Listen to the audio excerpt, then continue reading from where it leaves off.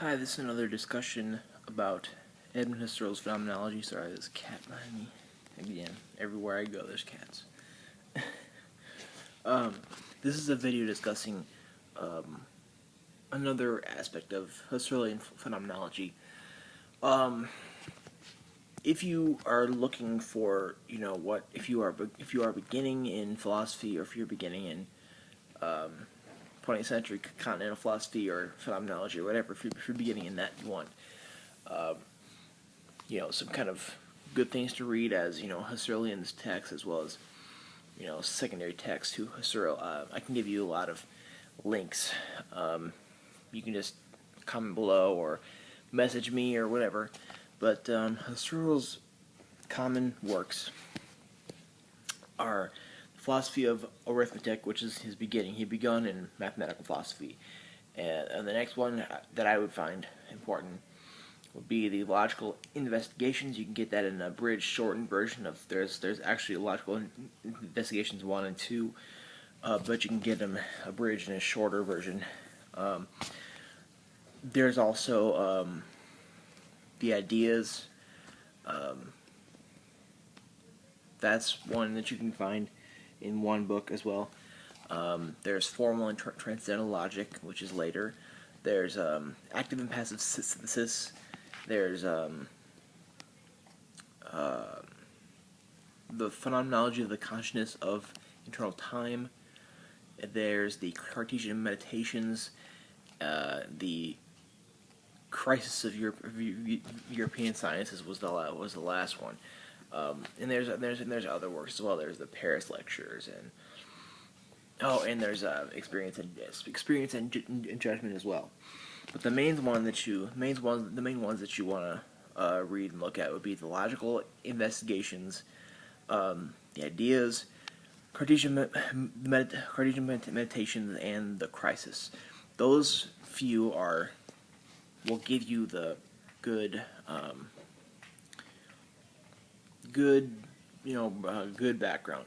The other ones, are really good to read, but they're well, actually, I would put the phenomenology, the consciousness of internal time in there as well, because that becomes very important later if you read Heidegger.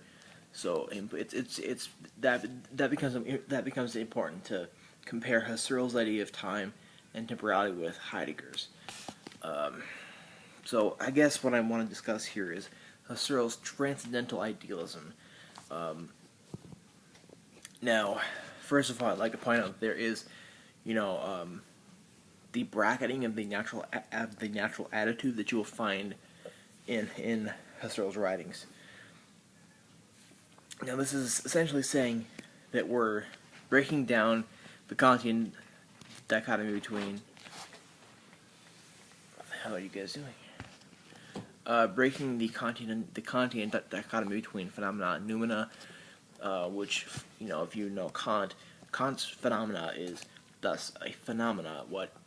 This remote, you seeing this remote, and saying that this is a phenomena, then this is most likely a representation of a thing in itself, thus a noumena, which is behind that. That's the Kantian idea.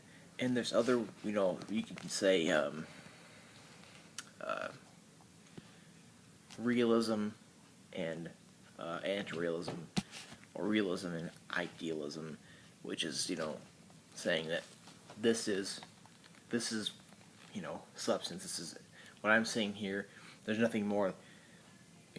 This is it. What I'm saying. This is ontologically real. Versus when I see that remote, it's just a mental act, or it's it's just there's no real thing there behind that. The phenomenological bracket and the epoche and the reductions, what they do is they say that we're just going to study this. We're going to study the thing itself. Husserl's dictum to the things themselves was to look at what we see, the phenomena, but not thinking about phenomena as if there being a noumena behind that, but looking at this as a thing in itself, studying this. studying the phenomena, studying what we see and only what we see. That's what the reductions do. There are 3 reductions, and I can go deeper into it, but not here. And furthermore, Husserl discusses a consciousness is consciousness of something, a intentional consciousness, where we have a noesis and a noema, the matter of the act, as well as the meaning of the act. So this is, and then we have other concepts like evidence, and we have lots of other things here too, within Husserlian phenomenology. But here, Husserl states that his phenomenology authorizes an idealism.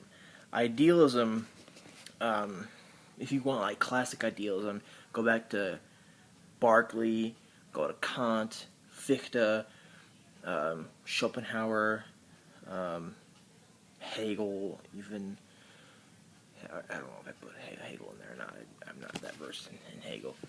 But I know that Fichte, Schopenhauer, Kant, Berkeley, Descartes, Leibniz, those are, the modern 19th century, idealists. And there are more as well, but those are the ones. If you want to go look at classic idealism, those are the ones. Those are definitely the ones to go to. That's if you want a good book on idealism, read Kant's Critique of Pure Reason. So yeah, that's classic idealism. And then we get idealism through Fichte and Schopenhauer in the 19th century. That's essentially what the idealism there is. And then Husserl in the 20th century, with his phenomenology following Brentano, comes along and give these reductions. And then even still with this thing, with this idea he discusses, this authorizes a transcendental idealism.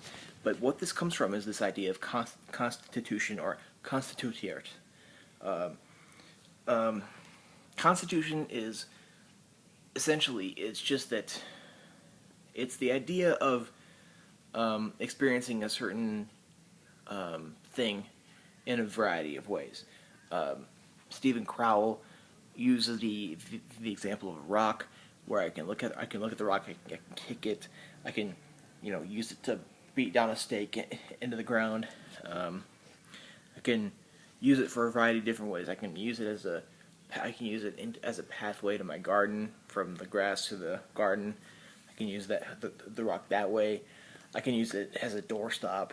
I can use it in a variety of different ways, and thus through this constitution, that is through our experience of a certain self-given thing itself, we are experiencing a worldly being. We are experiencing the thing itself, the way we're seeing it. But it's not. Again, this is not idealism in the sense that we're just saying that this rock experience in a variety of ways is a mental representation. It's not like that. It's saying that constitution is the way that we get a certain being experience in a variety of ways, and thus through those many experiences in varieties of ways, we are constituting that being as a worldly being. And through that, this is, according to Husserl, this constitution of certain things that we see, certain bracketed phenomena that we see. This is how we get that to be a worldly being. This is the condition. This constitution is the condition of getting a certain thing that we see as a worldly being. So essentially, seeing a worldly being is dependent on this act of constitution. That is what it is. That's what it is dependent on. That you have to have that to qualify it as a worldly being. But the pure consciousness, the pure consciousness of Husserl is not dependent on such a thing for it to exist. So Husserl essentially states that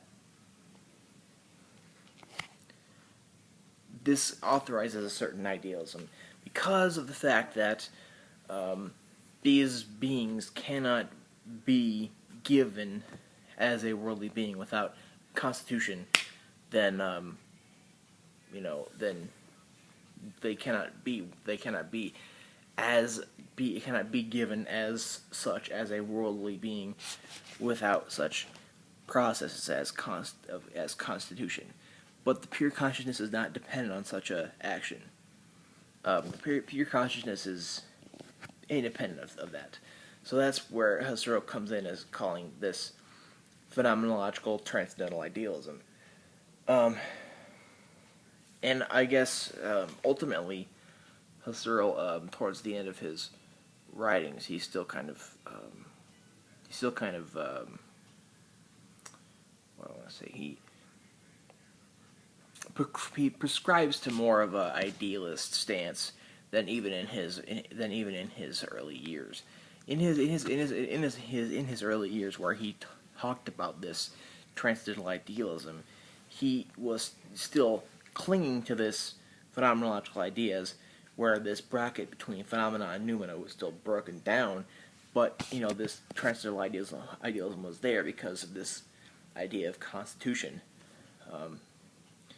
But there was still a idealism because the pure consciousness is not dependent on such processes as constitution.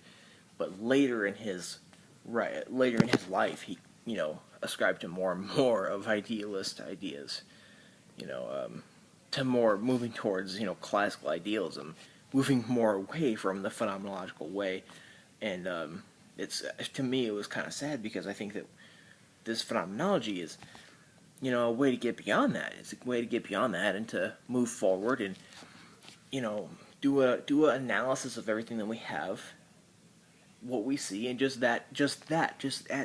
it. That's all, and not have to think about any kind of mental representations or anything like that, or abstracta or anything like that. So that's why I love phenomenology, is because of this very thing, that we don't have to presuppose anything. Presuppose any representation or mental acts or abstracta and concreta or anything like that. We don't have to do that. We can just analyze, take and analyze what is here right before us. So that is why what he says here in this idea of a transcendental idealism, that's understandable. However, if it was me, I would go away from calling it that. But I do like the idea of constitution. It's similar to the idea of fulfillment, but I don't know. I guess Husserl moved more and more towards that idealism to the later parts of his life, and that to me is kind of sad as the person who brought all these wonderful ideas up.